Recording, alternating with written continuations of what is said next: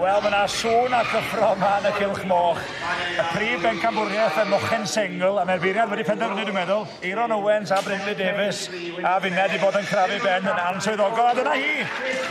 Roberts! Oeddech chi wedi dweud, Hugh Roberts o Lythfaen, yn cipio'r Prif Bencampwriaeth i'r Mochyn unigol. A mae'n hwch fendigedig. O, helldiol. Mae loen llawn deu, mae'r chefen i'n sgwar, mae'n partol helldiol deu. Gwych iawn. A sgwn i os di'r gil wobr yn mynd i fynd i'r un teulu. Mae'r ddwy wedi bod allan sawl tro. Yr hwch fech ifanc, maen nhw werth i'w gweld yn nhw. O, maen nhw'n troi nhw mas mor dda. Credit i'r teulu.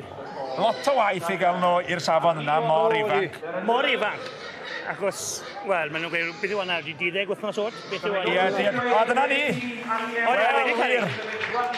Ella Roberts. Ie. Yn cadw fo'n y teulu. Gwych iawn. Y gil wobr yn mynd i Ella Roberts o Lythfaen. A hiw y gŵr, yr rhedeg ddew. Yr moch di cyffroi braidd, dwi'n meddwl. Odyn. A boes, mi fydd rhaid ar werth mewn chydig. Dach chi ffansi mynd i'ch pocedi? Dwi'n gloch. O, nesio ni siwr.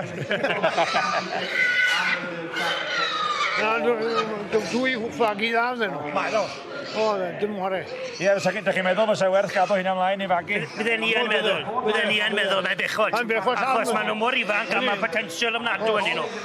Chi'n modd, wedi gael un fwyaf o'r ddwy yn weithio. Oi, gwni weld ben nhw. Diolch am y cwmni a'r wybodaeth, boes. Diolch yn fawr iawn i chi. Diolch yn fawr i chi.